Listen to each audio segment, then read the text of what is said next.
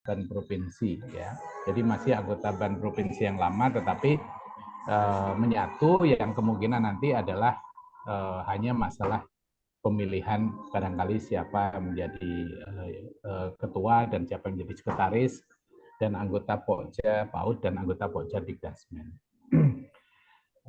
Bapak dan Ibu sekalian, tadi Pak Yusro menyampaikan agar supaya saya memaparkan tentang Permendikbud 38, pasal-pasal penting, tapi saya kok punya feeling sebetulnya Bapak dan Ibu sekalian sudah membaca semuanya, karena sudah kita share PPT-nya kepada Bapak dan Ibu sekalian.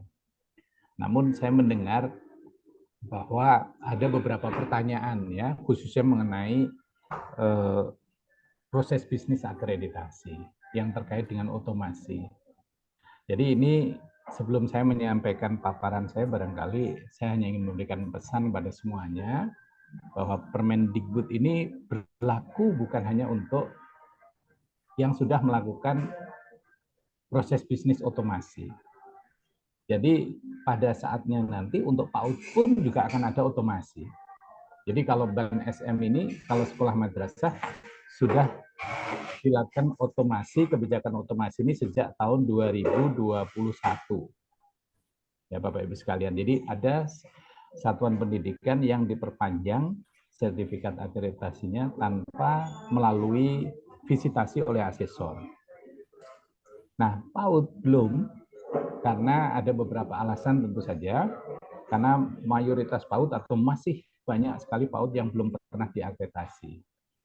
Ya, itu adalah salah satu alasan pertama. Alasan yang kedua adalah karena memang indikator-indikator di PAUD yang bisa dipakai untuk dasar otomasi memang belum lengkap atau boleh dikatakan belum ada. Tetapi kita sudah punya bayangan Bapak dan Ibu sekalian, mudah-mudahan tahun depan 2024 sudah kita bisa merintis otomasi juga kepada PAUD yang sudah pernah diakreditasi. Jadi otomasi ini adalah untuk satuan pendidikan dan program kesetaraan bahkan yang pernah diakreditasi. Jadi otomasi hanya berlaku untuk reakreditasi, bukan untuk sasaran baru. Atau sasaran yang pertama kali. Nah, sebetulnya Pak Yusro sebagai moderator, saya pengennya sebetulnya langsung tanya jawab, tetapi izinkan saya sebetulnya menyampaikan dulu satu slide, begitu ya. Khususnya proses bisnis akreditasi. Jadi ini Bapak Ibu sekalian, sebetulnya kunci pasal-pasal yang ada itu sebetulnya ada di sini. Ya, jadi ini nanti berlaku juga untuk PAUD Bapak dan Ibu sekalian pada saatnya nanti. Jadi nanti setelah ini kita bedah ya, kita bedah di pasal-pasal. Nah Bapak Ibu sekalian, bagi teman-teman yang ban SM, proses bisnis akreditasi ini sudah tidak asing, tetapi ada perubahan sedikit ini. Ada perubahan dibandingkan proses bisnis akreditasi yang pada saat itu landasan hukumnya baru surat edaran Ketua Ban SM. Ingat dengan diktum-diktum ya, ingat dengan itu ya. Tetapi sejak adanya Permendikbud 38 ini, maka ya sudah ini yang harus kita pegang, Bapak Ibu sekalian. Jadi nanti kalau ada perubahan-perubahan sedikit, memang ya kita harus memaklumi. Ya, izinkan saya menjelaskan nanti pasal per pasalnya kalau ingin dilihat, nanti ketika diskusi kita nanti bisa lakukan. Jadi Bapak Ibu sekalian, mekanisme otomasi itu di Permendikbud itu dimulai pasal 8. Ya, nanti Bapak dan Ibu sekalian bisa lihat. Istilahnya atau nomenklaturnya juga ada perubahan sedikit. Kalau dulu kita menyebutnya adalah BT atau baru belum terakreditasi, singkatannya begitu ya. Jadi sekarang Bapak Ibu sekalian, di dalam Permendikbud itu kita nomenklaturnya adalah satuan pendidikan yang belum pernah diakreditasi, itu disebut nanti prosesnya adalah akreditasi pertama kali. Ya. Jadi akreditasi pertama kali adalah satuan pendidikan yang belum pernah sampai saat ini divisitasi. Ya, mohon admin untuk men-mute. Halo Bapak Ibu. Ya, lanjut Pak. Ya. Jadi Bapak Ibu sekalian, akreditasi pertama kali ini dimaksud sasarannya adalah satuan pendidikan dan program kesetaraan yang belum pernah diakreditasi. Nah, nanti di pasal ini Bapak Ibu sekalian bisa lihat ada perubahan juga di sana. Kalau yang lama itu ada syarat tertentu bahwa satuan pendidikan yang bisa diakreditasi adalah satuan pendidikan yang sudah meluluskan atau yang memiliki siswa kelas akhir. Tetapi di Permendikbud ini sudah berubah Bapak Ibu sekalian. Jadi satuan pendidikan meskipun belum meluluskan dan belum memiliki siswa di kelas akhir, tetapi sudah berdiri minimum 2 tahun, maka dia adalah sasaran dari akreditasi pertama kali. Nah, ini menjadi PR baru Bapak Ibu sekalian sekarang untuk melakukan pendataan. Jadi tim Sispena ini sudah harus segera melakukan pendataan. Kami juga melakukan pendataan ya di pusat satuan pendidikan yang sudah berdiri 2 tahun atau lebih yang belum pernah diakreditasi. Sehingga nanti sasaran akreditasi pertama kali ini tahun 2024 akan bertambah otomatis. Nah, ini panjang nanti rangkaiannya Bapak Ibu sekalian. Karena dia belum meluluskan, maka perangkat akreditasi atau instrumen akreditasi nanti juga ada penyesuaian. Ya, kami juga sekarang sedang merevisi IASP 2020 dengan penyederhanaan, bukan penyulitan ya. Jadi jangan takut Bapak Ibu sekalian. Di Permendikbud disebutkan bahwa IASP 2020 ini masih dapat dipergunakan sampai akhir tahun 2023. Nanti tahun 2024 kita akan ada penyempurnaan instrumen akreditasi. Kami yakin akan lebih sederhana ya. Nah, jadi Bapak Ibu sekalian, nanti proses akreditasinya setelah dia menjadi sasaran visitasi itu sama seperti biasa. Dia harus divisit oleh asesor. Nanti hasilnya yang ke bawah ini, jadi sekali lagi ini berlaku juga untuk satuan pendidikan PAUD ya dan program kesetaraan, dia terakreditasi atau tidak. Kalau iya ya sudah, sertifikat terbit. Nah, di dalam sertifikat itu nanti akan ada yang disebut dengan penjelasan hasil akreditasi atau rekomendasi. Jadi ini istilahnya juga ketika nanti terakreditasi, maka akan ada penjelasan hasil akreditasi. Itu maksudnya adalah rekomendasi. Nah, kalau dia tidak terakreditasi Bapak Ibu sekalian, ketika divisit pertama kali, maka rekomendasinya itu bunyinya masih diberi kesempatan direkomendasikan kepada satuan pendidikan dan pemerintah daerah terkait ya untuk melakukan perbaikan. Jadi jangan langsung direkomendasikan ditutup. Jadi di Permendikbud masih memberikan kesempatan kalau satuan pendidikan pertama kali diakreditasi dia hasilnya tidak terakreditasi, titer ya tidak terakreditasi. Kalau dulu kadang-kadang kita TT gitu ya. Pak Ketua usul jangan TT tapi titer gitu tidak terakreditasi, maka rekomendasi pertama kali yang keluar adalah agar diberi kesempatan untuk melakukan perbaikan. Perbaikan yang harus dilakukan oleh satuan pendidikan atau yayasan bagi sekolah swasta atau pemerintah daerah melakukan perbaikan atau pembinaan selama 2 tahun. 2 tahun kemudian dia akan menjadi sasaran lagi dan harus divisit lagi oleh asesor. Nah, kalau yang kedua kali dia tidak terakreditasi lagi, nah baru di situ Bapak dan sekalian di dalam Permendikbud tertulis rekomendasinya antara penutupan atau penggabungan. Nah, ini PR sendiri. Kapan yang harus ditutup, kapan yang harus digabung. Gitu ya Bapak Ibu. Nah, tapi kalau setelah akreditasi kedua kali dia terakreditasi, ya sudah statusnya seperti biasa, diterbitkan sertifikat akreditasi yang berlaku selama 5 tahun. Itu ya Bapak Ibu sekalian, untuk pasal 8 sampai pasal 14. Ya, itu gambarnya adalah di sini. Pasal 8 sampai 14 itu ke bawah ini. Nah, kemudian pasal 15, mulai pasal 15 itu mengatur satuan pendidikan yang akreditasi ulang. Yang dulu kita sering berkomunikasi istilahnya reakreditasi. Jadi ini sudah diterjemahkan akreditasi ulang. Ya, Bapak Ibu sekalian, nah ini agak beda ini. Berbeda dengan akreditasi pertama kali. Kalau akreditasi pertama kali, dia sudah nggak usah dilakukan analisis apa-apa, pokoknya dia langsung jadi sasaran visitasi.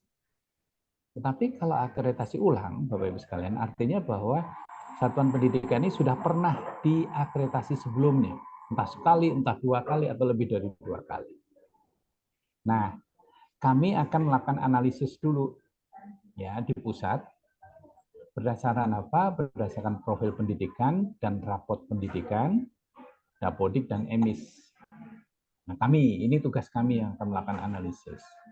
Nah, setelah kami analisis ke suatu sistem yang disebut dengan dashboard monitoring dan analisis data, begitu kira-kira ya. Nah, nanti kami akan menganalisis dengan mengeluarkan 3 kategori. Pertama, kategori diduga. Namanya hasil analisis kami itu menduga. Jadi bukan memastikan. Jadi hasil analisis kami itu menduga. Pertama adalah kalau satuan pendidikan itu diduga kinerjanya, sekali lagi kinerjanya, jadi selama beberapa tahun kinerjanya tetap atau status quo, maka dia tidak divisitasi. Langsung kami perpanjang secara otomatis. Jadi sertifikatnya langsung diperpanjang otomatis dengan peringkat yang sama. Kalau A ya tetap A, B tetap B, C tetap C, gitu ya. Terus lamanya berapa lama? Ya 5 tahun berlakunya. Ya, 5 tahun. Di sini. Nah, kemungkinan kedua adalah kalau satuan pendidikan itu, yang ini kodenya nomor 4, yaitu di pasal 17 itu Bapak Ibu sekalian. Dugaannya menurun. Kalau menurut analisis data kami berdasarkan profil pendidikan dan rapot pendidikan, dugaannya menurun, nah dia menjadi sasaran visitasi. Ya. Itu Bapak Ibu sekalian. Jadi maka dari itu kami di BAN SM yang sudah berjalan, nanti juga PAUD juga demikian. Kalau hasil analisis ternyata satuan pendidikannya menurun, langsung dia menjadi sasaran visitasi. Ini harus divisitasi oleh asesor dengan proses yang sama seperti yang tadi saya jelaskan sebelumnya ketika menjelaskan tentang akreditasi pertama kali.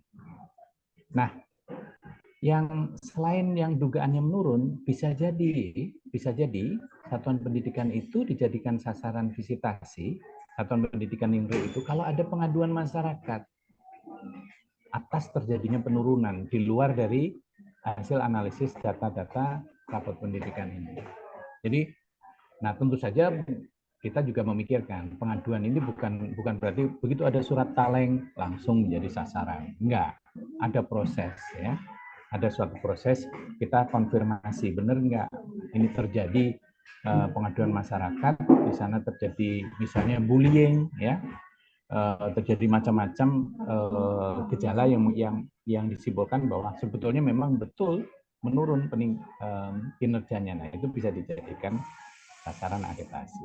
Nah, mari kita lihat yang ke arah atas ini Bapak Ibu sekalian. Pasal 18, ya itu tadi pasal 15 itu adalah untuk yang kinerjanya diduga tetap. Pasal 17 saja menurun, pasal 18 ini adalah satuan pendidikan yang diduga meningkat mutunya. Nah, hasil dugaan kita. Nah, ini yang menjadi saya tahu, ini yang menjadi permasalahan Bapak dan sekalian yang nanti menjadi pertanyaan karena ini agak berbeda dengan sedikit berbeda dengan proses bisnis yang dulu Bapak dan Ibu sekalian kita lakukan ya. Nah, kalau dia diduga mutunya meningkat, kemudian satuan pendidikan itu melakukan permohonan akreditasi, ternyata memang dia mutunya misalnya saja meningkat, nah maka dia akan kita jadikan sasaran visitasi. Tapi kalau hasilnya ternyata dia tidak meningkat, hasil konfirmasi kita, ya tidak kita jadikan visitasi, kita perpanjang peringkatnya otomatis 5 tahun. Nah, saya paham sekarang Bapak Ibu sekalian. Yang berbeda adalah yang di Permendikbud ini, salah satu pasalnya menyatakan permohonan akreditasi ini bisa dilakukan pada akhir tahun berlakunya sertifikat. Artinya, kalau sertifikatnya masih berlaku, nah maka diprioritaskan untuk yang dugaan menurun dan juga akreditasi pertama kali. Jadi Bapak Ibu sekalian, Permendikbud 38 ini tampaknya memang memprioritaskan dulu untuk yang akreditasi pertama kali, itu prioritas utama ini. termasuk yang TT ya, Peter, dan juga satuan pendidikan yang diduga kinerjanya menurun. Itu prioritas utama, termasuk tahun 2023 dan 2024. Itu backlog itu harus diselesaikan dulu. Mungkin pola pikirnya begini, ini satuan pendidikan ini yang di atas ini ya, kenapa harus divizitnya itu adalah setelah sertifikatnya pada tahun terakhir? Mungkin ya, mungkin karena melihat efisiensi anggaran.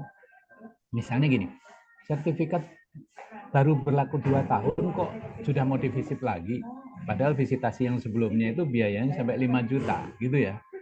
Di sisi lain, ini akreditasi pertama kali masih menunggu ini untuk divisit, juga yang menurun, barangkali begitu. Jadi case-nya akan berbeda kalau di suatu provinsi kuotanya berlebih untuk memvisit akreditasi pertama kali semuanya bisa divisit, kemudian ini dugaan menurun juga semuanya bisa divisit, tapi masih ada anggaran, masih ada sisa anggaran. Nah, barangkali Bapak dan Ibu sekalian, itu yang bisa menjadi dialokasikan untuk prioritas berikutnya. Saya paham pada tahun sebelumnya, 2 tahun terakhir, ada beberapa satuan pendidikan yang sertifikatnya belum habis, tapi sudah minta diakreditasi agar supaya peringkatnya meningkat. Memang di surat edaran proses bisnis kita yang ideal itu begitu, Bapak Ibu sekalian. Yang ideal memang begitu.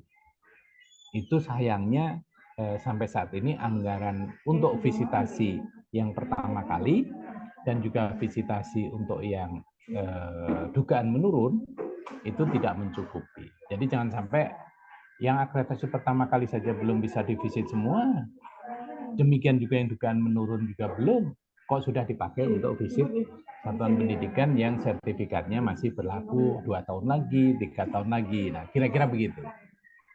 Nah, ini Bapak dan Ibu sekalian gambaran saja.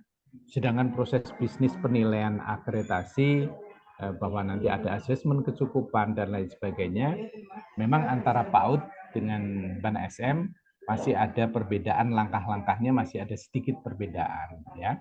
Misalnya kalau untuk BAN SM asesornya visitasi 2 hari, BAN PAUD-nya visitasinya di lapangan cukup 1 hari. Meskipun jamnya hampir ya ada perbedaan. Kalau di BAN SM kan 2 hari masing-masing per harinya minimum 5 jam. Tapi kalau untuk PAUD 1 hari 8 jam, misalnya begitu ya.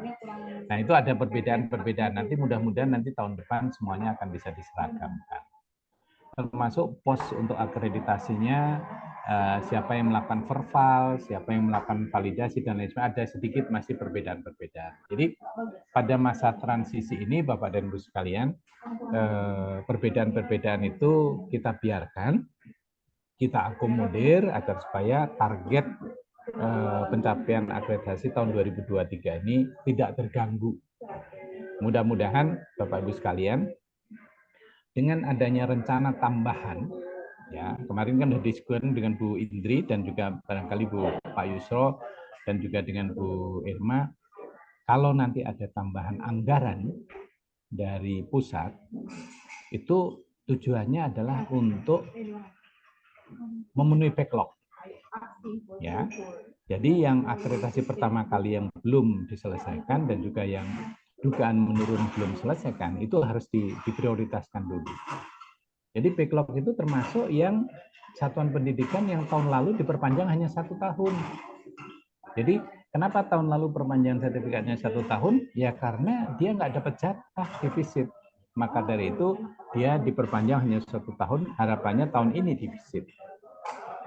Jadi Bapak dan Ibu sekalian, kira-kira saya nggak perlu membaca pasal per pasal, tapi nanti kalau terpaksa dalam diskusi memang pasal per pasal itu perlu dibuka, monggo saja. Karena gambaran yang saya buat ini adalah sudah mencakup dari mulai pasal 8 sampai dengan pasal 20 sekian, yaitu yang mengandung proses bisnis akreditasi. Sedangkan yang lain-lain saya kira menurut saya sudah clear semua. Baik, saya kira Pak Yusro, silahkan dibuka untuk diskusi beberapa hal yang perlu kita sepakati bersama, tetapi sekali lagi saya yakin Bapak dan Ibu sekalian semuanya sudah menerima paparan Permendikbudnya, sudah menerima juga file aslinya, PDF-nya, dan bila mana ada perbedaan tafsir, ya, atau kebijakan, nah kita diskusikan khususnya untuk pemenuhan tahun 2023. Baik, terima kasih. Saya kembalikan kepada Pak Yusro. Baik, terima kasih Pak Sekretaris. Silakan ngopi dulu Pak Ses sambil istirahat. Ini saya sudah menunda waktu Ada yang merasa istirahat. bersalah. Iya, merasa bersalah. Baik, Bapak dan Ibu, Pak, saya sudah menyampaikan dengan satu slide itu mengcover penjelasan beberapa pasal yang sangat krusial ya, Pak Ses ya. Nanti paparannya juga akan disampaikan kepada Bapak dan Ibu ya. Ada beberapa pertanyaan baik nanti akan langsung bertanya maupun pertanyaan lewat Zoom. Nah, untuk yang Zoom beberapa sudah saya izin Pak Ses, sudah saya jawab Pak Ses gitu, dan ini ada yang bertanya secara langsung. Ini ada 1, 2, 3, 4, 5, 6, 7, 8, ada 10. Saya batasi 10 orang dengan satu orang satu pertanyaan, tidak boleh cabang-cabang, 1A, 1B, 1C, 1D ya. Kemudian kalau sama pertanyaannya nggak usah diulang, to the point aja karena waktu kita sangat terbatas Bapak Ibu ya. Jadi saya persilakan pertama Pak Tata dari Jawa Barat, Pak Bernard dari Sulawesi Selatan, Ibu Wafida dari Kalimantan Barat, Pak Arifin dari NTT, kemudian Pak Amin dari Sulawesi Barat, kemudian Pak Sugianta dari Jogja, Pak Dadang dari Jabar, kemudian Pak Sugeng dari Kepri, Pak Slamet dari Kalteng. Udah 10 ya? Satu lagi dari Bengkulu. Oke. Udah 12 ini ya. Udah 10. Oke, silakan. Singkat saja mulai dari yang tadi saya sebutkan namanya dan asalnya. Silakan Bapak Ibu. Pak Tata. Baik, terima kasih. Dulu. Terima kasih Ya. Pak Ketua Pokja. Assalamualaikum warahmatullahi wabarakatuh. Bapak Ketua Ban PDM dan Sekretaris Ban PDM yang saya hormati, pertanyaannya to the point yang pertama, berarti kita sekarang menggeser atau titik penting dari proses ini adalah dashboard monitoring system, dan memang selama ini selalu ada pertanyaan terutama untuk sekolah-sekolah yang dijadikan sebagai sasaran.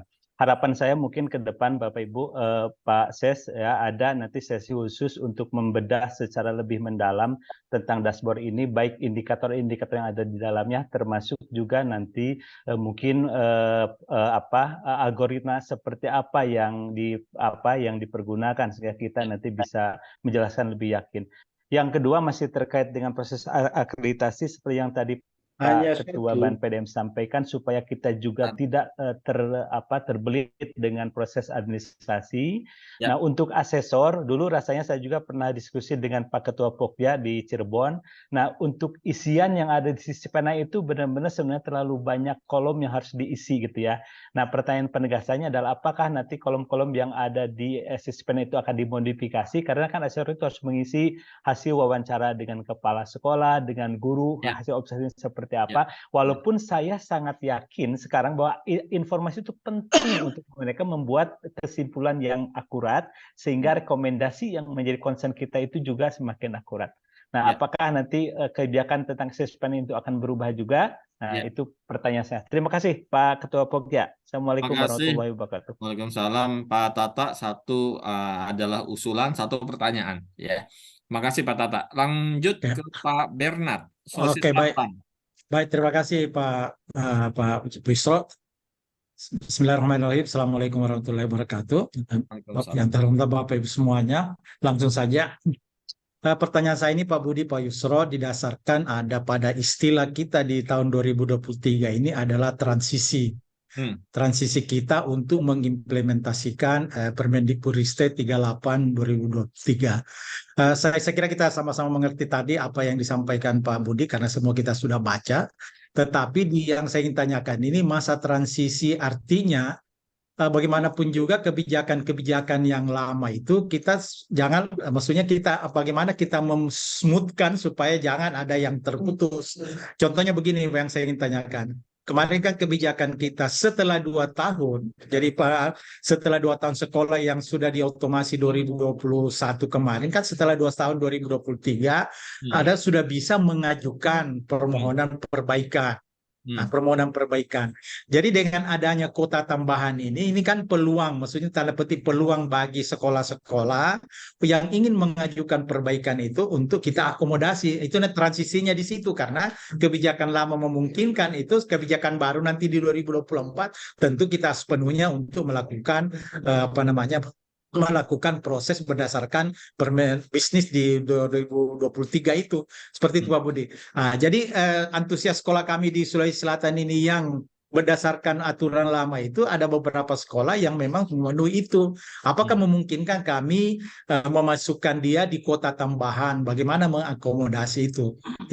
Jadi itu yang 2 tahun, saya kira itu yang tertulis kemarin setelah 2 tahun dapat mengajukan. Ada beberapa sekolah, kalau kami di Sulawesi Selatan ada 4 atau 5 sekolah yang kami ingin supaya kita mengakomodasi masa transisi ini. Jadi kalau itu dimungkinkan kami akan mengajukan 5 sekolah perbaikan untuk masukkan kuota tambahan seperti itu Pak Budi.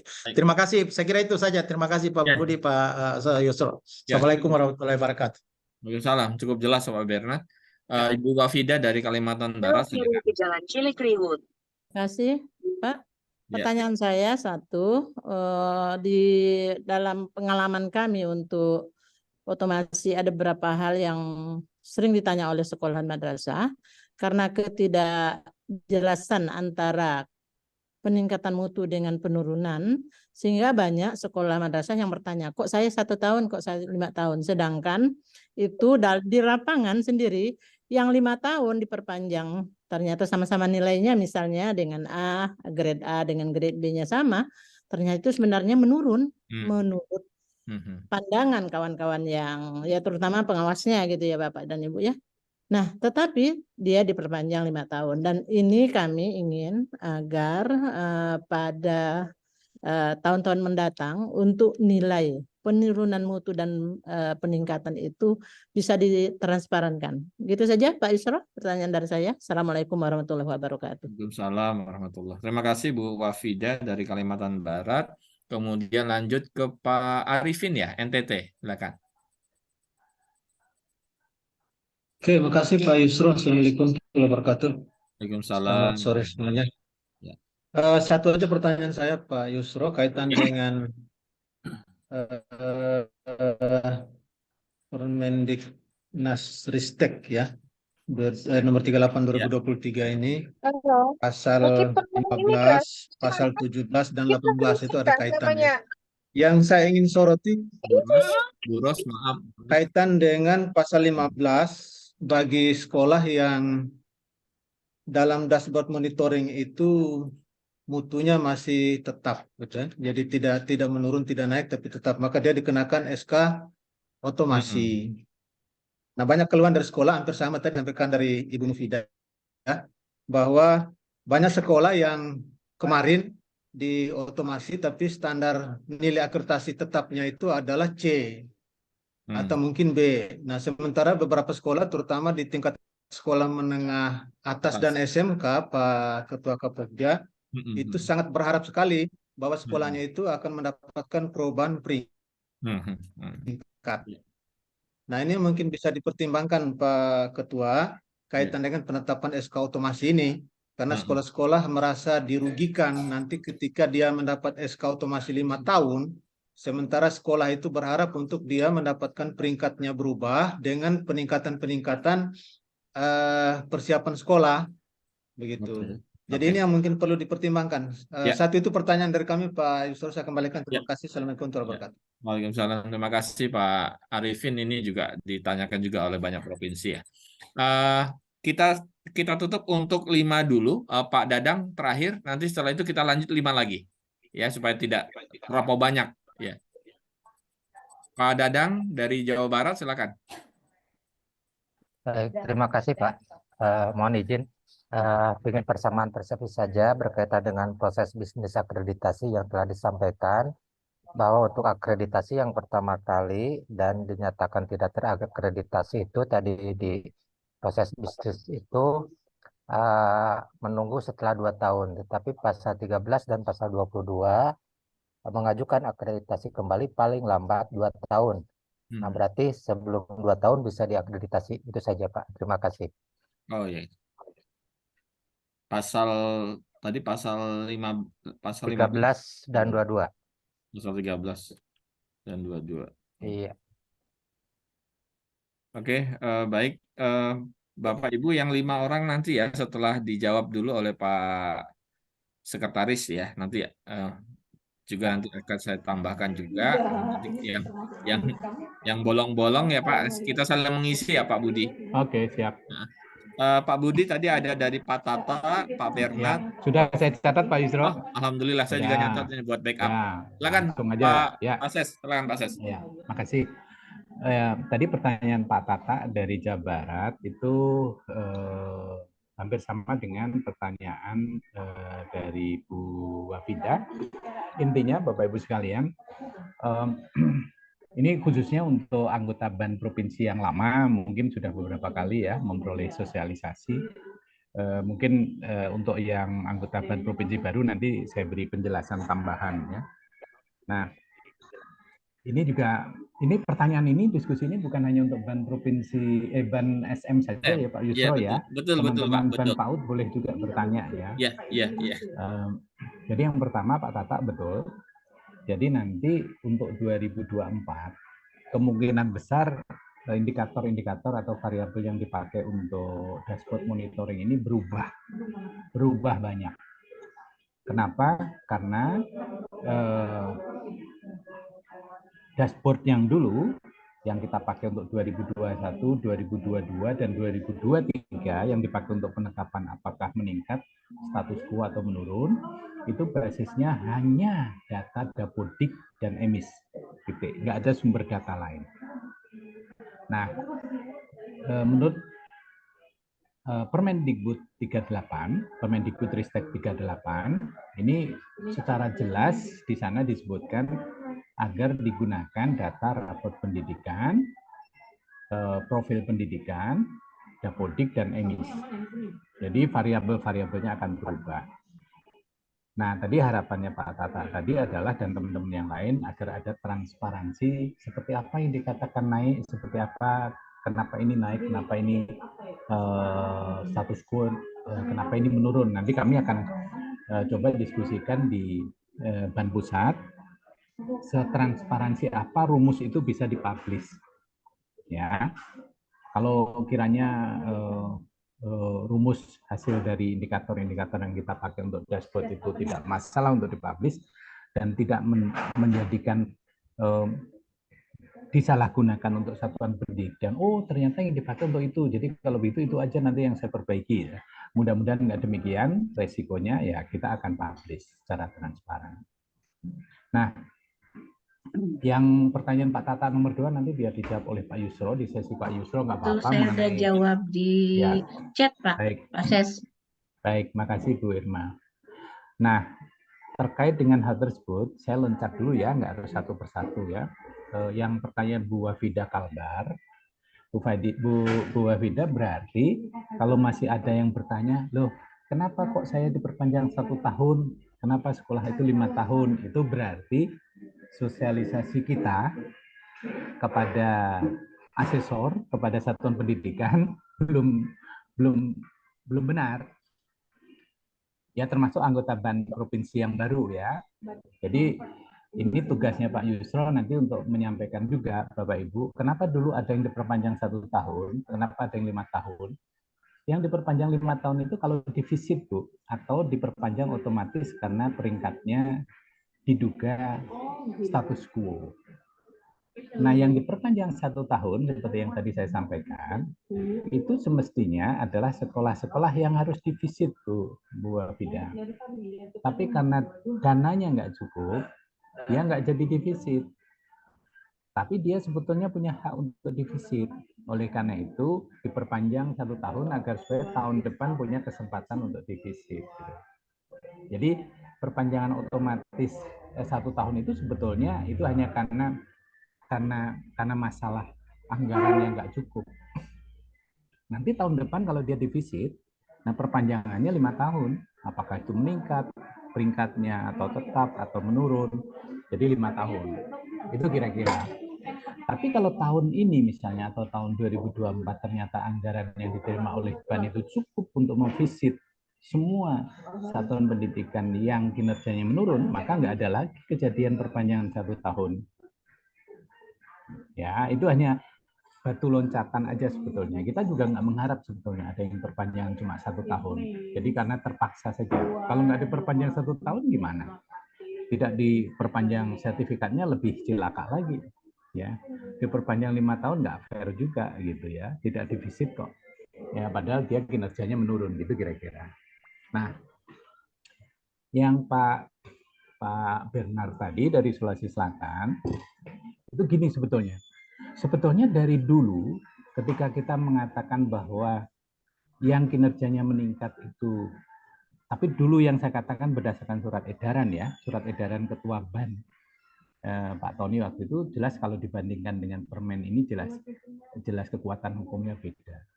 Padahal di permen sekarang itu kan bunyinya ini diperlakukan sejak terbit gitu ya. Tapi tadi kan yang diharapkan oleh Pak Bernard itu adalah masa transisi ini biar mulus kan gitu. Cuma kita harus ingat Pak Bernard dan Bapak Ibu sekalian, ketika kita dulu mengatakan bahwa yang meningkat itu bisa mengajukan untuk minta perpanjangan, meminta dijadikan sasaran visitasi agar supaya terjadi perbaikan peringkat, itu dengan asumsi prioritas yang sebelumnya sudah terpenuhi, yaitu prioritas sasaran baru atau sasaran pertama kali, akreditasi pertama kali, dan yang sasarannya menurun, dan yang TT. Nah, kalau Pak Bernard tadi bertanya, bisa nggak nanti misalnya yang mengajukan ini divisit dengan adanya dana tambahan? Nanti Bapak coba dilihat dulu, berapa yang sasaran menurun, berapa yang sasaran baru. Sudah terpenuhi semua nggak dengan dana tambahan itu? Sudah terpenuhi semua, Pak Budi. Lain masalah kalau sudah terpenuhi semua. Nanti bisa Bapak kirim surat kepada BAN PDM menjelaskan bahwa semua sasaran sudah terpenuhi, baik itu yang menurun, baik itu yang sasaran baru, masih ada sisa dana. Nah, minta pertimbangan dan keputusan BAN PDM. Nanti kami akan plenokan untuk memutuskan. Gitu Pak Bernard. Siap. Ya. Tapi kalau yang sasaran baru dan sasaran menurun belum tervisit, terus kemudian dipakai untuk yang lain, nah itu nanti akan menjadi temuan bagi Itjen. Okay. Ya, sudah Pak, yakin sudah Pak, sudah terpenuhi semua. Terima kasih Pak Bernard. Oke, siap Pak Budi. Kemudian Pak Arifin, sama sebetulnya prinsipnya, Pak Arifin memang yang otomasi ini memang konsekuensinya yang statusnya diduga tetap ininya kinerjanya ya memang konsekuensinya ya C tetap C, B tetap B. Kalau A tentu saja nggak keberatan ya. Kalau yang C dan B, nah harapannya maka itu kalau misalnya dia menjadi sasaran yang lebih baik kalau dananya cukup, yang meningkat gitu ya. Kemudian nanti dana yang cukup bisa kita visit. Mudah-mudahan nih, seperti yang pertanyaan Pak Tata tadi, mudah-mudahan nanti tahun 2024 ini kami bisa memberikan model dugaan yang lebih baik. Karena apapun dugaan kita, pasti ada yang puas dan ada yang tidak puas. Namanya model dugaan ya Pak Tata ya. Model statistik ini namanya model dugaan, pasti ada yang merasa puas, ada yang merasa tidak puas. Tapi mudah-mudahan yang menjadi isunya Pak Tata tadi adalah transparan, disampaikan kepada satuan pendidikan. Oh ini loh Anda diduga menurun karena ini, gitu ya. Nah, yang Pak Dadang tadi menyinggung pasal 13 dan pasal 22 ya Pak Yusro ya. Iya. Coba ya, saya nggak ingat pasalnya. Izin sudah saya sampaikan juga Pak. Sudah. Oke, kalau begitu. Jadi, apa jawabannya Pak Yusro? Silahkan. Ya, secara singkat Pak Dadang, kalau yang pasal 12 itu memang ditujukan untuk satuan pendidikan atau program pendidikan yang diakreditasi pertama kali, pasal 12. Ya. Jadi untuk pasal 22 itu babnya berbeda. Pasal Betul. Babnya pasal untuk 12-nya, Pak. ya Ya. pasal Iya. 12 tadi ya untuk akreditasi pertama kali, dan pasal 22 babnya berbeda itu untuk akreditasi ulang. Betul. Ya. Nah, untuk akreditasi Pasal ulang. 13 ya. Nah, nih, pasal 13-nya teh. Pasal 13-nya Nah, nih. sebentar. Kunaon, Ah. Mbak Dedang, kunaon. Pasal Ini 13 Kunaon, untuk kunaon. pasal 13. Ah, Ini yang paling lambat Pak Dadang, kalau untuk Ya. ban PAUD malah ini menguntungkan karena paling lambat 2 Betul, nah itu tahun. Ini paling kebetulan lambat. Pak Dadang tuh dari ban PAUD ini ya Jabar. Ya. Jadi kalau di ban PAUD ini pernyataan ini menguntungkan. Kenapa? Karena kan ini wajib ya. Betul.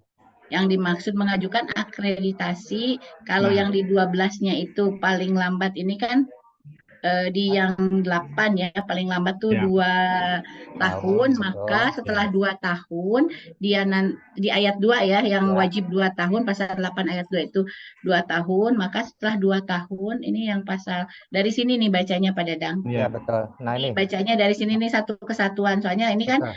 wajibnya Satuan Pendidikan dan Program Kesetaraan ini mengajukan pertama kali paling lambat 2 tahun setelah mendapat izin pendirian. Betul. Nah, ini menguntungkan nih Bapak Ibu tahun depan kan gabung. Nah, ini menguntungkan kalau untuk PAUD. Jadi kita bisa dalam tanda petik memaksa Pemda untuk mewajibkan satuan yang izinnya sudah 2 tahun itu diakreditasi. Nah, ini ya. Yang kita Nah, soroti di teh sini paling lambatnya teh. Apakah Pak, berarti 1 tahun itu bisa mengajukan saya akreditasi, jawab reakreditasi? tambahin.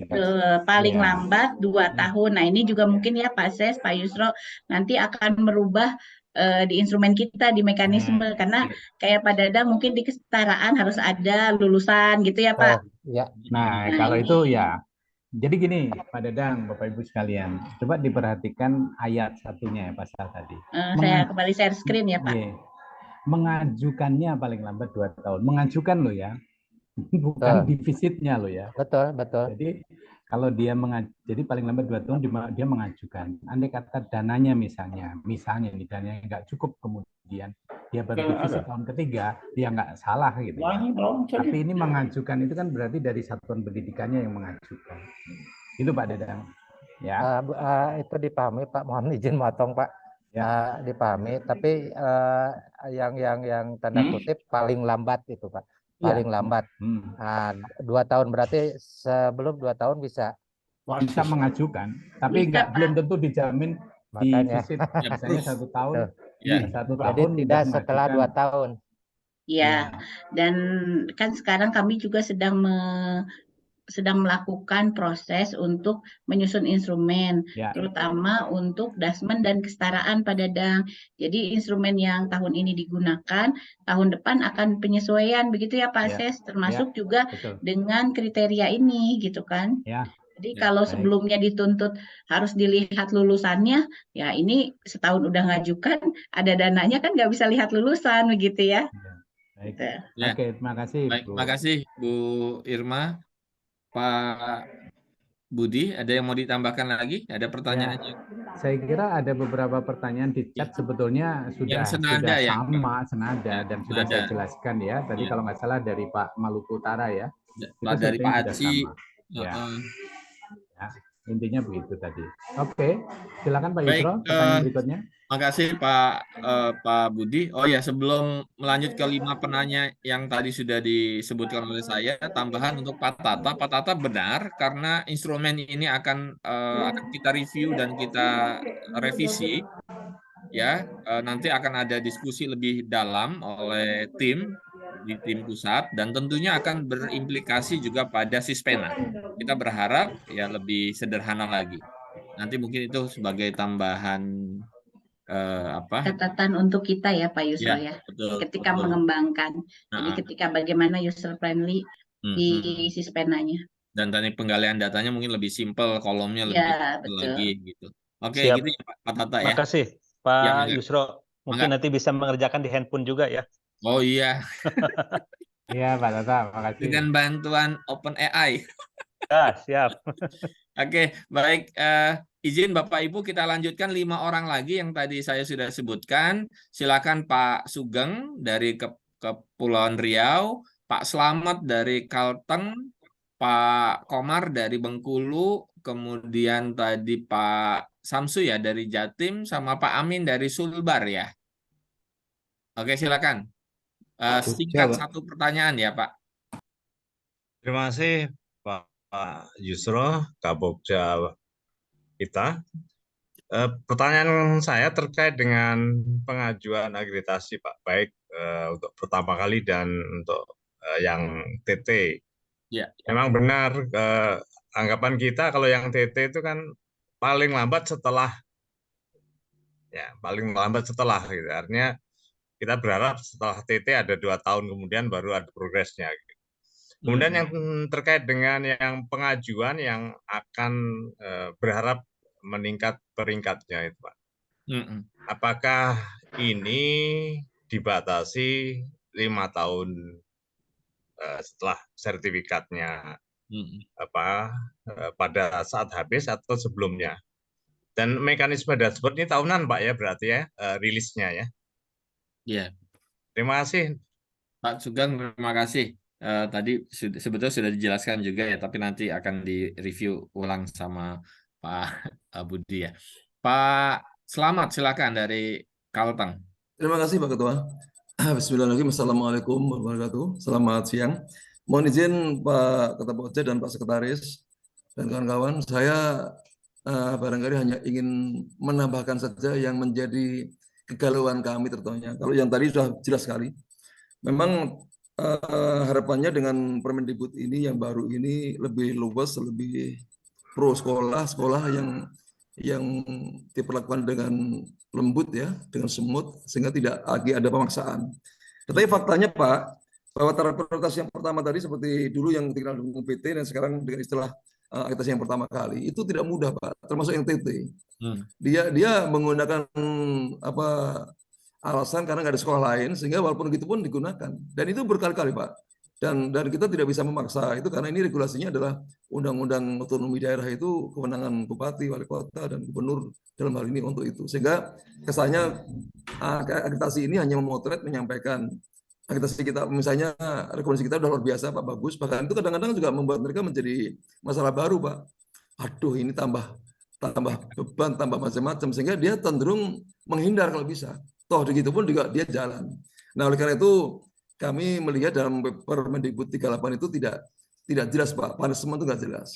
Artinya di sana semacam ya imbauan, bahkan mungkin kesannya dirayu-rayu. Beda dengan perguruan tinggi Pak. Mungkin di sini kan semuanya banyak dosen. Bagaimana kita berusaha untuk datang ke Ban PT, ke Lamdik, yang ini itu, agar diberikan kesempatan kita maju. Nah ini Pak, mungkin itulah yang perlu dipikirkan oleh kita ini. Bagaimana kalau saya katakan dikaitkan dengan kebijakan, mungkin kita nggak fair. Misalnya dengan bos, terlalu kejam itu. Dengan ujian nasional, itu bukan lagi manusiawi. Kita nggak ada hubungan dengan ujian nasional dengan asesmen pun nggak ada. Kita terlalu idealis Pak Yusro. Terus terang aja, saya 35 tahun Pak di pendidikan. Kali ini betul-betul pusing Pak. Ada kepala dinas Pak yang saya hubungi itu mengatakan susah Pak Slamet, ini sudah saya minta untuk mengisi. Dia yang katanya masih belum bisa. Kepala sekolah Pak bantah begitu oleh dinas. Nah ini artinya apa? Artinya mungkin terlalu lembut Pak, terlalu lembut untuk baik hati kita sehingga untuk sadar mutu itu atau habit itu mungkin agak perlu lutut lah Pak. Nah saya mohon dalam forumnya berbahagia ini bagaimana agar sekolah, madrasah maupun PAUD tadi mungkin ke depan akan lebih semangat. Dialah yang ingin, bukan kita gitu Pak. Ini terus terang aja Pak, saya kadang sampai 4-5 kali loh Pak. Kami kan buat MUU Pak sudah. Dinas pun serius Pak. KPA serius, bahkan kabitnya tuh berkali-kali minta maaf dengan kami. Minta maaf ya Pak ya. Ini sekolahnya yang nggak serius ya Pak? Hampir mungkin Pak, atau mungkin di kami aja. Saya nggak tahu kalau di tempat lain mungkin serius. Tapi ini mohon mungkin menjadi satu terima kasih Pak Yusuf. Bisa dipahami Pak Slamet, dan ini case juga di tempat yang lain ya terkait dengan sulut mendukung Pak. Sulut mendukung. Kasusnya hampir sama. Iya. Berikutnya dari Bengkulu Pak Komar silakan. Baik, terima kasih dengan tidak mengurangi rasa hormat untuk kita semua. Assalamualaikum warahmatullahi wabarakatuh. Waalaikumsalam. Mohon izin, saya juga sepakat dengan Pak Slamet tentunya gitu ya. Jadi mungkin perlu kemitraan itu didorong lebih kuat lagi agar ada tanggung jawab bersama untuk peningkatan mutu. Pak Yusro, ada satu usulan dan dua pertanyaan. Yang pertama terkait dengan satu usulan, satu pertanyaan. Oh ya, satu usulan, satu pertanyaan. Yang pertama terkait dengan otomasi. Tadi ada data rapor pendidikan yang menjadi juga informasi yang dipertimbangkan. Saya mengusulkan bahwa rapor pendidikan itu kan juga ada di satuan pendidikan, maka saat visitasi, rapor pendidikan juga bisa jadi data pembanding untuk para asesor ketika menjustifikasi proses visitasi atau penggalian informasi di satuan pendidikan. Lalu pertanyaannya, pertama, ketika memang sekolah dilakukan otomasi, perpanjangan otomasi, kemudian sekolah itu merasa keberatan dengan hasil otomasinya, karena mungkin informasi dari dashboard monitoring, baik yang disajikan dalam Dapodik atau emisnya, itu tidak sesuai dengan fakta yang ada di sekolahnya. Apakah komplain tersebut itu bisa disampaikan gitu ya, atas keberatan itu, sehingga mungkin dia akan minta untuk diotomasi. Untuk divisitasi maksudnya. Lalu sambungannya, kira-kira kapan Pak untuk kuota tambahan kita ini bisa direalisasikan? Terima kasih. Ya, makasih Pak Komar. Oke, kuota tambahan, ya nanti saya informasikan dalam proses pencairan anggaran. Mudah-mudahan September. Ini saya langsung jawab aja ya, Pak. Mudah-mudahan September sudah ada berita yang bagus ya. Kita doa semua. Oke, nanti pertanyaan akan dijawab oleh Pak Ses sekalian ya. Pak Samsu silakan dari Jawa Timur. Oke, terima kasih Pak Yusro. Assalamualaikum. Selamat sore dan petang Bapak Ibu sekalian. Ini satu pertanyaan, satu usulan terkait dengan Sorry Pak Samsu, sepertinya Pak Samsu nggak saya panggil tadi ya. Iya. Panggil Pak. Oh Pak Samsu panggil, oke. Tadi yang saya panggil Pak Sugianto sama Pak Amin, tapi nggak apa-apa, bonus buat Pak Samsu. Asas. Tentang otomasi Pak. Ya, Pak Samsu, silakan. Untuk yang tahun 2023 ini, otomasinya masih tetap otomasi yang 2022 atau 2021. Karena 2021 itu ada otomasi betul-betul otomatis, tanpa pengajuan, tanpa mengisi dia, tahu-tahu keluar perpanjangannya. Nah, yang 2022 itu harus mengajukan, harus mengisi penuh, baru keluar otomasi. Di tahun 2023 ini, di otomasi tahap 1 ada madrasah dan sekolah yang tidak mengisi, tapi keluar otomasinya. Jadi kami mohon untuk mengeluarkan otomasi ini betul-betul selektif, karena kalau tidak jadi gaduh. Ada sekolah yang tahu temannya belum selesai mengisi, baru pengajuan tapi sudah keluar otomasinya, tapi ada yang sudah tapi tidak keluar otomasinya. Dan kapasitas storage-nya Pak, yang data yang sudah diunggah pada tidak bisa diakses. Terima kasih Pak Yusro. Ya, monggo. Terima kasih Pak Samsu dari Jawa Timur. Pak Amin, setelah itu Pak siapa tadi yang DIY, Pak Sugianta ya. Tadi saya sudah panggil itu, ngambek kayaknya Pak Gianta tuh nggak turun raise hand-nya, nggak ngangkat lagi. Oke, Pak Amin dulu deh. Pak Amin, silakan. 1, 2, 3. Assalamualaikum warahmatullahi wabarakatuh. Waalaikumsalam. Singkat saja Pak, di pasal 8 Permendikbudristek nomor 38 tahun 2023 ini dikatakan bahwa satuan pendidikan setelah 2 tahun mendapat izin pendirian itu wajib mengajukan akreditasi. Nah, sehingga kami di BAN Provinsi itu melakukan pendataan setelah ini terhadap sekolah satuan pendidikan yang setelah berdiri 2 tahun.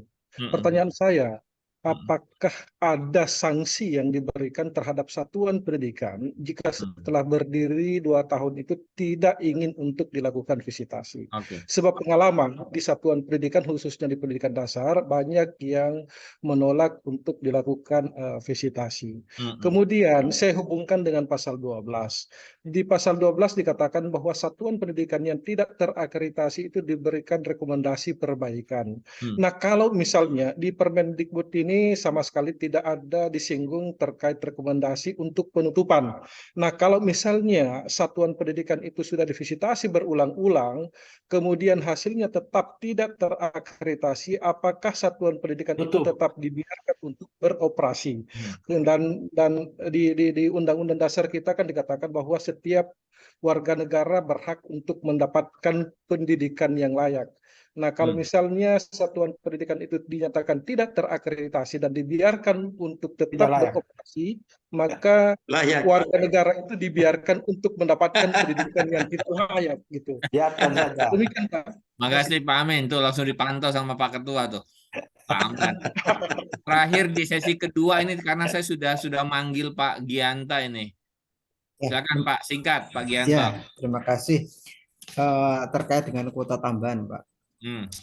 Kami itu mendapatkan kuota tambahan 102, terdiri dari 100 sekolah perpanjangan 2 tahun dan otomasi, dan 2 perbaikan. Nah, setelah kami cek, ternyata sekolah yang perbaikan itu salah satunya tidak memenuhi syarat karena belum sampai R maupun belum habis masanya ya.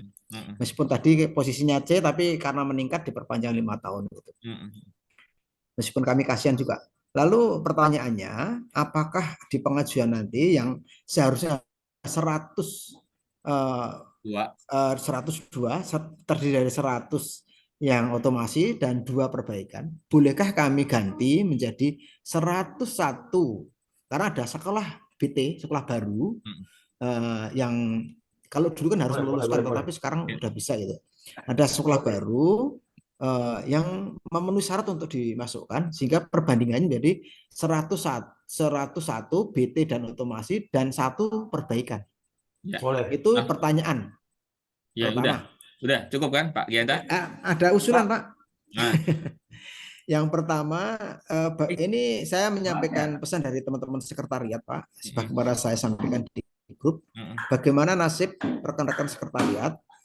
Kami mohon tidak mendadak ya kabarnya, karena bagaimanapun itu nasib teman-teman yang sudah profesional selama ini, sudah menguasai IT, menguasai keuangan dan sebagainya. Kalau itu dengan adanya penggabungan seperti ini nanti istilahnya tidak jelas masa depannya, saya kira itu ya cukup merepotkan. Itu mohon ada penjelasan, meskipun bisa di grup atau di sini nggak masalah Bapak. Makasih. Terima kasih. Itu penting bagi mereka karena udah berkeluarga Pak. Terima kasih Pak. Dipahami Pak. Makasih Pak Gianta. Sementara sesi kedua 6 orang ya, Bapak Ibu ya. Pak Ses, langsung jawab atau? Ya, langsung aja Pak Yusro. Baik, terima kasih Bapak Ibu sekalian. Saya tadi mengharapkan sebetulnya ada juga pertanyaan dari teman-teman Ban PAUD ya. Tapi ya, Ban PAUD ada tadi satu Pak Dadang ya. Pak Dadang Jawa Barat. Pak Dadang tadi dari Ban PAUD. Beberapa yang ada di chat sudah langsung saya jawab Pak Sis. Makasih. Jadi Bapak Ibu sekalian, jadi nanti yang teknis nanti di sesi berikutnya aja, biar saya bisa segera pamit gitu ya. Udah dilihatin sama pengunjung yang lain nih. Oke. Baik. Ini Bapak Ibu sekalian, saya ingin ini menekankan pada Bapak Ibu sekalian yang pasal yang tadi beberapa kali ditanya oleh Bapak Ibu sekalian. Nah, memang ini ya yang ayat 2 ya. Ini untuk akreditasi ulang bagi satuan pendidikan yang dugaannya mutunya meningkat. Kan gitu ya. Jadi berdasarkan pemantauan dan analisis data tadi yang saya ceritakan tadi, kemudian usulan belum muncul ya? informasi. Sudah muncul belum? Nih. Belum, Pak. Belum muncul ya, Pak Budi. Oh, belum ya? Nah, ada baru udah OTW. Oh ya, memang jalan panjang sih, perjalanan kena angin. Pasal 18. Ini Bapak Ibu sekalian, pasal 18 ini mengatur akreditasi ulang. Coba diperhatikan di ayat 2. Jadi kalau ayat 1 kan ini dipantau dia meningkat. memang yang tahun lalu berdasarkan surat edaran Ketua BAN, memang proses bisnis kita itu idealnya adalah tidak harus menunggu 5 tahun. Tapi coba dilihat di sini ya. Pemeriksaan terhadap satuan pendidikan dan atau program pendidikan setara yang terdapat dugaan peningkatan mutu, yang dimaksud pemeriksaan itu ada visitasi. Sebagian yang dimaksud pada ayat 1 dapat dilakukan pada tahun terakhir masa berlaku akreditasi. Jadi itu yang kita terjemahkan baru dilakukan pada tahun terakhir.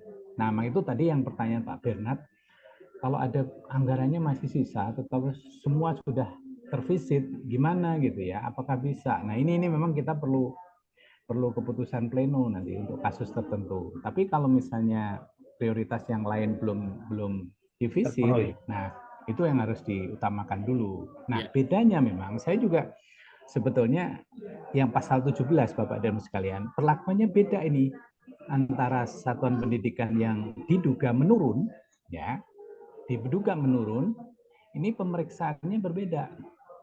Kalau diduga menurun, ya maka dapat dilakukan sewaktu-waktu, tidak harus menunggu 5 tahun gitu Bapak Ibu sekalian. Jadi artinya ini sebetulnya kita ingin memprotek masyarakat. Kalau satuan pendidikan misalnya pada tahun 2023 dapat A, terus kita pantau hasil AM-nya, loh kok menurun terus? Tahun kedua, tahun 2004 menurun, 2005 menurun, 2006 menurun misalnya. Nggak usah menunggu 5 tahun, divisit. Kira-kira gitu. Waktu-waktu. Sewaktu-waktu. Nah, ini memang beda dengan yang pasal 18. Nah, ini ya gimana lagi? Memang bunyinya permen seperti ini Bapak Ibu sekalian, ya. Nah, itu yang tadi saya ulang lagi ya. Kemudian ada pertanyaan tentang tadi Pak Sugeng tadi udah terjawab dari pasal 18. Nah, Pak Slamet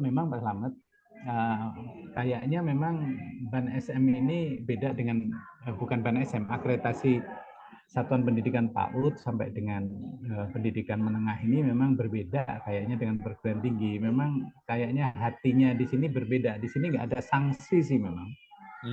Nggak ada sanksi memang. Kita lain di perguruan tinggi, hasil akreditasi dikaitkan dengan penerimaan mahasiswa baru. Meskipun beberapa provinsi di Jawa Tengah misalnya, hasil akreditasi dipakai juga untuk penerimaan siswa baru di jenjang lebih atas. Apalagi kalau sanksi ini diberikan kepada PAUD, waduh kasihan banget. PAUD itu maunya sih nggak diakreditasi mungkin kalau boleh begitu ya Bu Irma ya. Nah, iya pada nggak mau. Tapi tadi yang pertanyaan Pak siapa tadi ayat berapa? Apakah kalau divisit beberapa kali tetap tidak ada rekomendasi ditutup? Kan ada Pak. Tadi paparan saya kalau divisit pertama kali ternyata dia TT, ya maka rekomendasinya adalah dibina. Tapi kalau yang kedua kali masih juga tidak terakreditasi, maka rekomendasinya adalah ditutup atau digabung. Itu ada itu di pasalnya di Permendikbud. Ya, nomor berapa nanti bisa dicek. Pasal 22 Pak. Pasal 22 ya. 4. Pasal 22 ayat 4. Ya. Ya. Nah, yang usulan Pak Komar ini bagus. Pak Komar nih. Pertama, mendorong kemitraan. Pak Komar tadi diminta satu pertanyaan, tapi pinter nyolongnya satu. Jadi ada 2. Nggak apa-apa Pak Komar, tapi saya apresiasi. Pak Komar udah kepikir bahwa gimana kalau asesor ke lapangan, asesor itu sudah bisa melihat data hasil asesmen nasional. Ini kami juga berpikir ke situ Pak Komar. Cuma kami untuk boleh dan tidaknya, kami harus mendapatkan persetujuan yang punya otoritas terhadap hasil asesmen nasional. Saat ini memang yang bisa melihat data hasil AN atau rapor pendidikan adalah satuan pendidikan itu sendiri. Nah, bahwasanya asesor bisa melihat itu sebetulnya bagus. Tapi kalau untuk menduga nanti meningkat, menurun, atau status quo, itu kami pakai. Tapi selanjutnya apakah bolehkah asesor itu melalui Sispena ditunjukkan. Jadi misalnya asesor ini mau ke sekolah SMP Negeri 1. Nah, asesor sudah ditunjukkan hasil AN-nya. Nah, ini yang kami belum bisa jawab sekarang karena bukan otoritasnya BAN. Tapi kalau si otoritas yang memiliki itu nanti memperbolehkan, kami tidak keberatan. Ya. Nah, cuma Pak Komar, hasil dari analisa ini bisa berdampak positif, bisa negatif.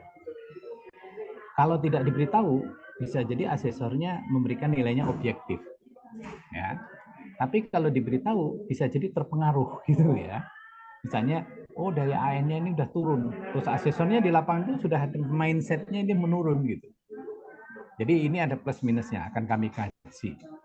Ya, jadi sabar saja Pak Komar, pada saatnya nanti kami akan menyampaikan apakah. Tapi data hasil asesmen nasional ini nanti rencananya kita belum tahu karena keputusannya bukan hanya di BAN, tapi keputusannya juga di Menteri, Kepala BSKP ya. Seberapa besar hasil rapat pendidikan ini ikut menentukan hasil akreditasi. Nah, ini masih proses perumusan kita, ya. Nah, yang kedua pertanyaan Pak Komar bagus. Bagaimana kalau ada satuan pendidikan keberatan terhadap hasil otomasi? Sayangnya coba dicari di pasal di dalam Permendikbud. Nggak ada itu ya. Nggak ada. Nah, jadi kalau ada pusing ini orang pusat. Karena yang diotomasi karena diduga status quo itu sekitar 60% Pak Komar. Nah ini kalau 60% ini berbondong-bondong keberatan semua mati kita BAN pusat kan gitu. Tapi kami menerima masukan, kami menerima segala pengaduan atas keberatan yang untuk membuat model yang lebih akurat. Nah itu tadi Pak Tata tadi di awal kalau bisa ditunjukkan transparan maka bisa mengurangi nanti keberatan. Misalnya begitu ya. Oke, kuota tambahan nanti Pak Yusro. Terus, nah yang Pak Samsu yang dari Jatim ini kepada semua provinsi, tahun 2023 gimana? Apakah yang diperpanjang otomatis harus mengajukan atau tidak? Nah, ini gini Bapak Ibu sekalian Pak Samsu, ini dilematis juga. Ingat pada tahun 2022 Pak, berapa ada sekitar 6.000 atau Pak satuan pendidikan yang sertifikatnya tidak diperpanjang gara-gara atau kadaluarsa gara-gara tidak mengajukan. 8.000-an ya Pak? 8.000-an. Nah, kenapa kami berpegang itu? Karena di Permendikbud yang lama, Permendikbud tentang akreditasi yang lama, memang menyebutkan 6 bulan sebelum berakhirnya satuan pendidikan harus mengajukan. Tetapi apa akibatnya? Itu orang Medan ada itu di sini itu Pak Hairil. Orang Medan tuh ada juga yang datang ke menteri, kirim surat ke menteri bahwa status akreditasinya tidak diperpanjang oleh BAN. Yang menimbulkan keributan gaduh. Itu ada 6.000 sampai 8.000. Nah, kami BAN berpegang pada permen karena memang di permen mengatakan harus mengajukan. Nah, yang permen sekarang enggak. Jadi kalau diperpanjang otomatis, yang status quo itu nggak perlu mengajukan. Tapi ada juga kita harus hati-hati. Jangan sampai kita memperpanjang sertifikat, tapi satuan pendidikan itu sudah tutup. Nah itu gimana caranya? Malu kita. Harus mengajukan. Nah di situ kita harus cari caranya untuk memastikan bahwa satuan pendidikan yang diperpanjang otomatis itu masih operasional. Kita buat dengan mudah, istilahnya tidak mengajukan. Misalnya di dia nanti misalnya cuma mengisi ini aja, mengisi pertanyaan, nggak usah mengupload dokumen. Jadi kalau dia mengisi misalnya, atau kita lagi cari caranya, tidak mengajukan, tapi jangan sampai tidak mengajukan kita perpanjang, tapi sebetulnya sekolahnya sudah tutup. Wah itu memalukan. Ini kita sedang cari agar supaya kita tidak nabrak-nabrak peraturan. Iya. Ya, gimana caranya? Maka itu kita minta bantuan BAN provinsi untuk memverifikasi sekolah yang mau diperpanjang ini kan kita kirim dulu tuh datanya. Tolong dicek apakah ini semuanya masih operasional atau tidak. Nah, di situ kita perlu bantuan BAN provinsi, Bapak Ibu sekalian. Jangan sampai sekolah yang sudah tutup kita perpanjang, wah itu muka kita mau ditaruh di mana? Itu kira-kira ya. Jadi memang kata-kata harus mengajukan sudah dihapus. Itu adalah dengar-dengar itu ada katanya perintah menteri agar supaya tidak gaduh lagi, tidak ada yang dirugikan. Nah Pak Amin tadi Pasal 8 sanksi udah saya jawab. Memang sanksi kita nggak ada di ini, tapi sanksi sosial yang kita harapkan. Jadi masyarakat tahu, oh sekolah ini akreditasinya C, jadi anak saya kalau mau saya masukkan ke situ barangkali saya mencoba mencari sekolah lain, gitu kira-kira ya.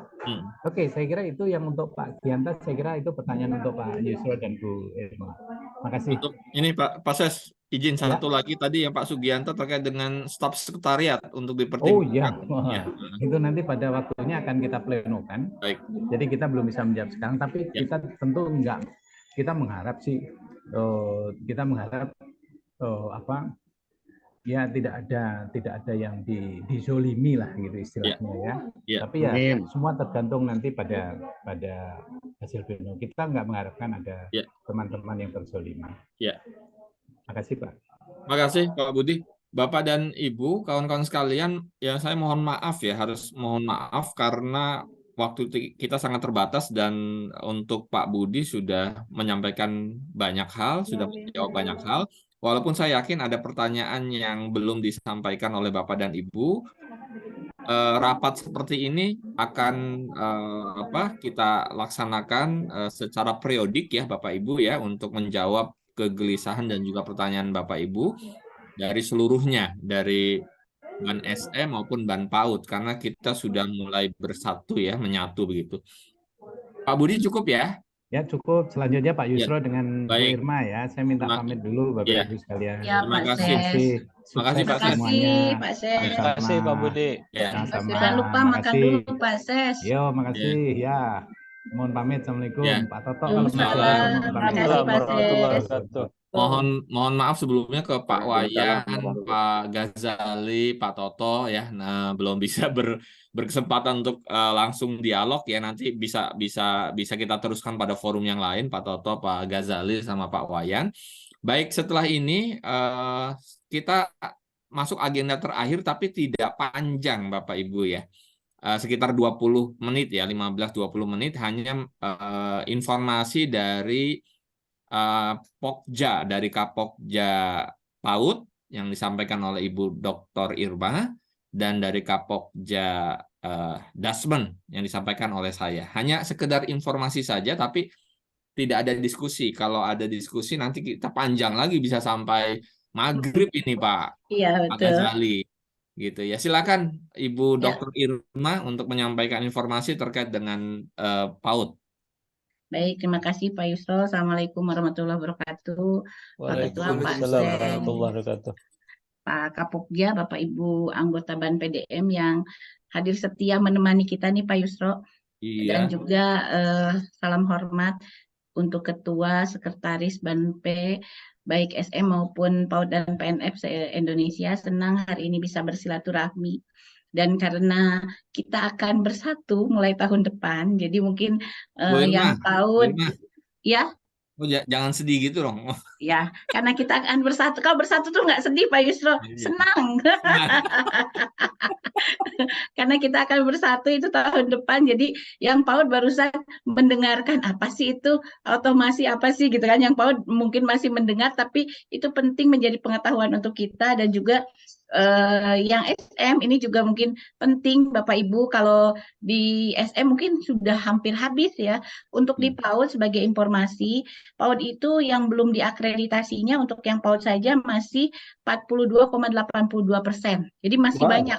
Masih 103.979 satuan. Dan untuk yang PKBM-nya masih 67,79%. Atau sekitar 17.450.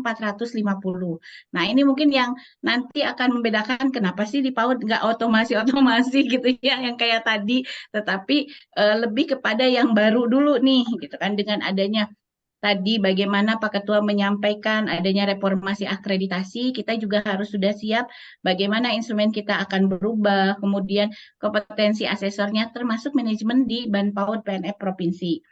Nah, Bapak Ibu, izin share screen Pak Yusro. Ya, silakan Ibu, silakan. Bisa Bu Irma? Sudah. Ya, baik. Ya. Nah, ini adalah kondisi tahun ini Bapak Ibu, baik yang di Ban PAUD maupun Ban SM ya. kebijakan sasaran akreditasi 2023. Jadi di Bahan PAUD itu ada yang namanya compulsory, itu yang diwajibkan by name by address. Siapa yang memberikan by name by address-nya? Itu dari PSKP. Siapa yang memberikan perintahnya? Dari Direktorat PAUD gitu. Saking kalau tadi Bapak Ibu membaca di chat itu ada keluhan-keluhan nih dari Banpe pada nggak mau diakreditasi gitu kan. Nah, kita dengan adanya Permendikbudristek 38 tahun 2023 terutama untuk pasal 8 ayat 2 bahwa akreditasi itu wajib, maka ini juga memudahkan untuk PAUD ya. Jadi pandang ini yang udah lewat dari 2 tahun diwajibkan dikasih tahu dinasnya gitu. Nah, sasaran akreditasi kita ini tahun ini ada 34.700. Padahal sebetulnya sasarannya 45.777.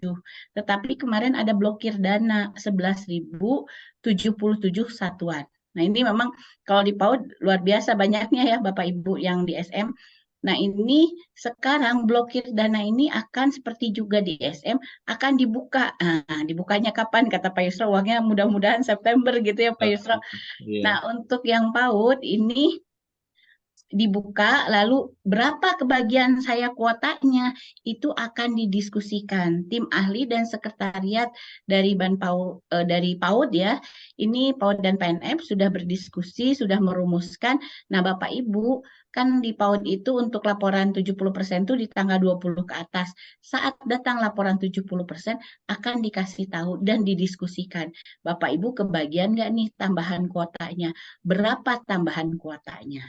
Nah, ini juga ada perubahan ya, data compulsory yang awalnya 16.871 menjadi 16.429 yang kemarin kita sudah sepakati bersama di rapat hari Rabu bahwa ada 4.798 yang kita akan langsung visitasi. Nah, ini juga menjadi dalam tanda petik cambuk buat Dinas Pendidikan Kabupaten Kota bahwa kita tidak main-main terhadap hal ini. Nah, kemudian untuk pelenterinya juga di sini ada tambahan baik untuk PAUD dan PKBM. Nah, Bapak Ibu, itu adalah terkait dengan tambahan kuota dan apa yang harus kita kerjakan. Nah, kemudian terkait dengan sebaran jumlah asesor, ternyata kita itu kemarin di tahun ini ya, bahkan ada pinjam asesor lintas provinsi. Asesornya banyak, tapi banyak yang sibuk juga. Nggak bisa ditugaskan. Ada yang sibuk, ada yang katanya sudah tidak mungkin ditugaskan ke ujung-ujung. Karena melewati lembah, melewati sungai gitu ya. Itu yang tidak memungkinkan ditugaskan. Nah, oleh karena itu kami sedang melakukan pendataan asesor. Nah, Bapak Ibu, kami sudah mendata nih ada beberapa, kita tahu ada 17 provinsi yang kurang asesornya.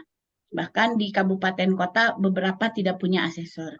Tetapi selain itu juga banyak keluhan dari Bapak Ibu. Banyak keluhan dari Bapak Ibu punya asesornya nih banyak. Kaltim misalkan punya banyak asesornya. Tapi asesornya pada sibuk, nggak bisa ditugaskan. Ada yang nggak sibuk, kesehatannya tidak memungkinkan. Sehingga kami memintakan sekarang kepada Bapak Ibu dari BAN Provinsi untuk melakukan pendataan. Jadi pendataan itu dari asesor yang punya, berapa sih asesor yang tidak bisa bertugas. Karena ada juga yang tidak bisa bertugas ya karena kesehatan. Kemudian ada juga asesor yang bisa ditugaskan tetapi minimalnya 2, maka dia hanya 2 saja penugasannya. Nah, berapa yang asesor bisa ditugaskan optimal sehingga ketika kami melakukan rekrutmen asesor yang insya Allah akan kita lakukan tahun depan itu betul-betul data real yang ada. Data real yang Bapak Ibu sehingga Bapak Ibu kemarin contoh di Aceh ya, ini udah tua-tua nih, udah nggak bisa ya Pak Muslim ditugaskan gitu kan. Nah itu silahkan Bapak Ibu menyampaikannya lewat link ini sehingga kami nanti bisa menganalisis kebutuhannya, berapa yang dibutuhkannya, dan itu sesuai dengan kebutuhan Bapak Ibu di provinsi. Demikian Pak Yusro sebagai informasinya. Nanti secara teknis mungkin jika ada hal-hal yang diperlukan didiskusikan, dilanjutkan di grup mungkin ya. Ya. Terima kasih. Baik. Terima kasih Bu Irma atas penjelasannya Bapak dan Ibu. Saya lanjutkan ya dengan penjelasan dari BAN SM terkait dengan beberapa informasi. Jadi sifatnya informasi untuk diketahui oleh dua ban ya, PAUD dan PAUD PNF dan juga ban SM. Izin untuk juga menyampaikan PPT-nya. Bapak dan Ibu, kawan-kawan se-Indonesia, ada beberapa hal yang ingin saya informasikan di rapat koordinasi tanggal 18 Agustus 2023. Yang pertama, sama dengan ban PAUD PNF, saya ingin sampaikan juga profil asesor pendidikan dasar dan menengah atau profil asesor SM. Jadi nanti kalau ada kekeliruan tolong dikoreksi ya. Jadi total data asesor se-Indonesia untuk yang SM berjumlah 5.373. Ya, Bapak Ibu dari seluruh, baru 34 provinsi nih. Kita sudah 38 provinsi ya. Kemudian ini data asesor berdasarkan unsurnya. Ya, Bapak Ibu dari dosen, kemudian pengawas, praktisi pendidikan, total 100% semuanya. Jadi pengawas cukup dominan di ban SM. Kemudian yang tidak aktif ada 253 data asesor SM ya. Baik yang mendapatkan sanksi karena pelanggaran kode etik asesor, ada yang mengundurkan diri, ada yang meninggal dunia ya. Kita juga turut berduka ada asesor SM yang belum lama ini meninggal, dan juga asesor PAUD ya, Bu Irma ya? Ya, ada beberapa asesor PAUD yang sudah meninggal. Meninggal ya. Bahkan hari kemarin ya ada yang meninggal kemarin juga. ada yang meninggal dunia ya. Mudah-mudahan Allah Tuhan yang Maha Kuasa menerima seluruh amal ibadahnya.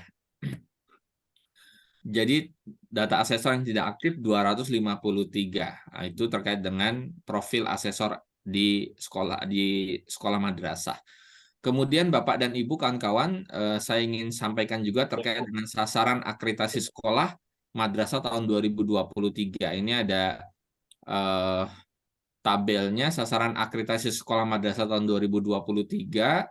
Jumlah sasarannya sejumlah 78.426. Ini total dari 5 kriteria, Bu Irma. Dari yang BT, yang tidak terakreditasi, yang kadaluarsa ada 8.000 yang tadi saya sampaikan. Kemudian ada yang otomasi dan ada yang reakreditasi. Kemudian berikutnya dari jumlah itu ya, maka yang divisitasi ada 33.906, kemudian yang diotomasi ada 44.520. Jadi totalnya 78.426 di tahun 2023. Ini belum termasuk kuota tambahan. Ya. Jadi kalau kita lihat di sini Bapak dan Ibu, ternyata yang diotomasi itu lebih besar. Ya. Artinya anggaran negara juga hemat ya, karena memang anggarannya terbatas untuk akreditasi. Ini adalah peta sebarannya, peta sebaran untuk akreditasi tahun 2023, peta sebaran. Kemudian berikutnya yang saya ingin sampaikan adalah sasaran visitasi untuk tiap provinsi. Ini bisa dilihat oleh Bapak dan Ibu ya. Kemudian totalnya yang visitasi 33.906. Nah, kemudian bagaimana progresnya sampai dengan hari ini? Tadi Bu Irma sudah sampaikan yang PAUD PNF ya. Untuk yang sekolah madrasah hingga tanggal hari ini, per Agustus ini, yang sudah menyelesaikan visitasi itu ada posisi paling atas ada Sulawesi Tenggara dan Gorontalo ya, sudah 100%, bahkan ada yang lebih 103,75% ya. Kemudian kawan-kawan provinsi yang lain bervariasi, ada yang 99% sudah divisit, ada yang 71%, ada yang baru 30%.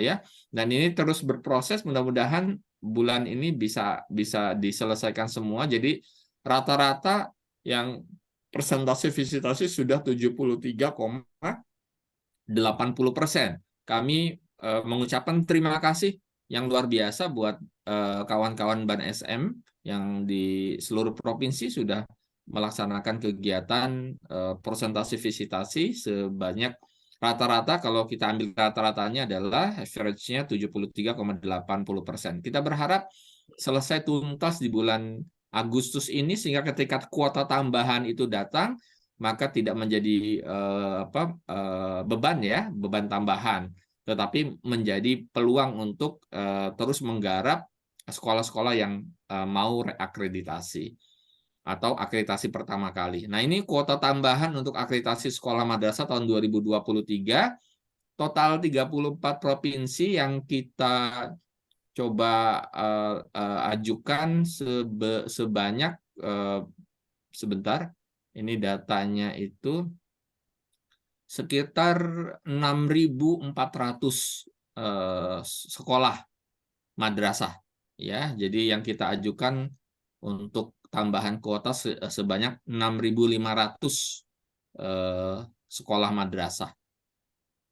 Demikian Bapak dan Ibu beberapa informasi yang hari ini kita sampaikan. Saya sih berharap mudah-mudahan pertemuan seperti ini bisa kita laksanakan secara periodik ya Bu Irma ya, untuk pelan-pelan mempersatukan, menjadikan satu keluarga besar ini ya, supaya ada perimbangan informasi apa yang dilakukan oleh SM, apa yang dilakukan oleh PAUD PNF, sehingga perlahan pada saat 2024 proses mergernya itu berjalan dengan smooth begitu ya, karena masing-masing sudah memahami proses bisnis yang kemudian nanti akan kita merger ya, begitu.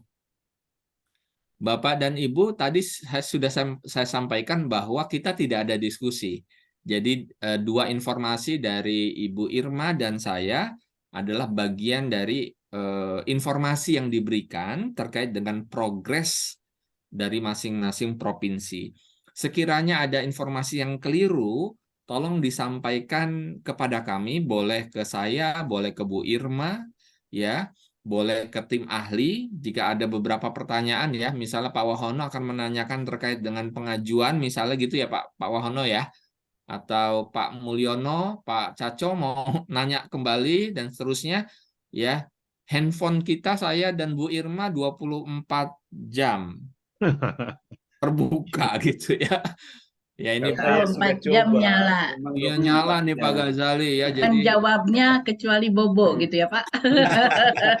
ada yang tanya jam 22 gitu. Aduh, saya baru baca subuh gitu Pak Ghazali. Jadi mohon maaf ya Pak Kuku, Pak semua kawan-kawan kalau dijawabnya terlambat. Belum lagi tambahan di kampus ya. Habis ngajar, habis ngaji gitu. Baru dijawab gitu ya. Pak. Mohon maaf. Bapak Ibu, waktu kita sudah selesai, tepat ya, kita diagendakan 15.30. Masih ada waktu 3 menit, Bu Irma. Saya pikir kami bukan minta kalau bisa PPT-nya dipublish, Pak. Siap Bapak, siap. Yang PAUD sudah ada di web Ketua Ban PAUD ya. Untuk yang Ban nanti saya minta yang pertama yang dari Pak Budi. Kemudian nanti yang kedua yang saya tadi sampaikan saya informasikan. Terima kasih Pak Tommy. Semuanya Bapak dan Ibu yang saya tidak bisa sebutkan satu persatu dari PAUD PNF. Dan izin Pak Busro izin. Yang kami yang SM juga dikasih yang presentasi dari PAUD Pak. Karena kita rencana mau merger gitu tadi. Terima kasih Pak. Bagaimana Terima kasih Pak Margono. Mau minta PPT-nya Bu Irma? Oh boleh, siap saya kirim Pak. Siap. Administrasi gimana Pak ya? Staf administrasi. Oh ya, untuk staf administrasi yang tadi ditanyakan ya Pak Maman ya. Mau pleno dulu. Tadi sepertinya belum dijawab tuntas sama Pak Budi ya. Tapi harapan kita bahwa proses mergernya itu tidak tadi bahasanya Pak Budi tidak menyakiti ya, tidak menzalimi kawan-kawan yang sudah melakukan pengabdian. Begitu. Jadi itu menjadi prioritas kita ya Bu Irma ya untuk melakukan itu secara hati-hati. Amin. Dan itu harapan kami Pak Yusro.